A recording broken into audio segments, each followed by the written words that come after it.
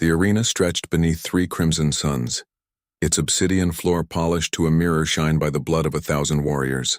Cora stood at the edge of the combat circle, her breathing steady despite the roar of 50,000 alien spectators. The translator implant behind her ear crackled with 100 different languages, all screaming for violence. Across from her, Adam towered at nearly 8 feet tall, his forearms rippling with bioengineered muscle. His species, the Krevthar, had dominated the galactic arena circuits for 3 centuries.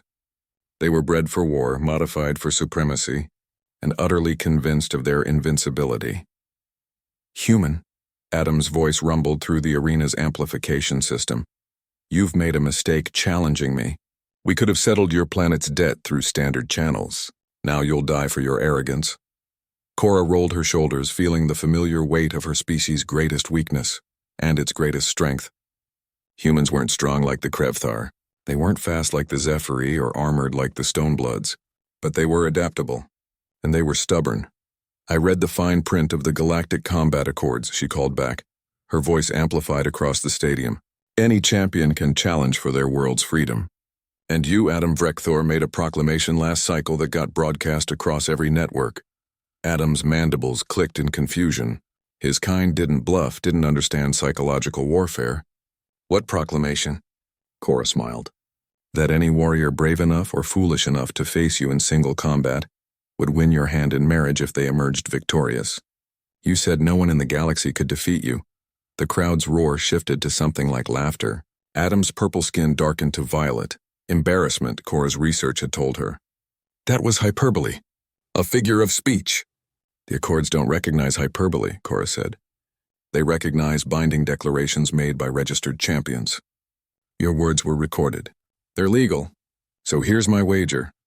I win, Earth's debt is forgiven, and you have to honor your proposal. You win. She shrugged. Humanity remains indentured for another century. Adam's 4 fists clenched. You're insane. I've killed warriors twice your size. I know, Cora said. I watched every recording. The arena master's gong thundered and Adam charged. He was fast. Faster than Cora expected despite her preparation. His first strike would have pulverized her skull if she hadn't already been moving. Humans had slower reflexes than most galactic species, but they excelled at pattern recognition and predictive modeling. Cora had studied 63 of Adam's fights. She knew he favored a 4-strike combination to open every bout. She rolled under his guard, came up behind him, and struck at the nerve cluster behind his 3rd knee, a vulnerability unique to Krevthar physiology, documented in a medical journal she'd read on the 3-month journey to this planet. Adam roared and spun, but Cora was already gone, dancing back across the obsidian floor. Stand still. Adam bellowed, frustration bleeding into his voice, but Cora had no intention of standing still. Humans had another advantage, endurance.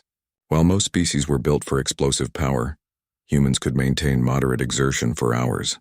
Earth's persistence hunting heritage, the ability to track prey until it collapsed from exhaustion, was coded into every human's biology. For 20 minutes, Cora evaded, struck, and retreated. She targeted pressure points, nerve clusters, and joint weaknesses. Adam's breathing grew labored. The Krevthar were ambush predators, their homeworld's dominant species hunted by overwhelming force in short bursts. Extended combat drained them quickly. Cora's own muscles screamed, but she gritted her teeth and pushed through. Pain was temporary. Earth's freedom was permanent. Adam's attacks grew wilder, less controlled. His species' emotional regulation deteriorated under stress, another detail from her research. He was getting angry, making mistakes. When he overextended on a downward strike with all 4 arms, Cora saw her opening.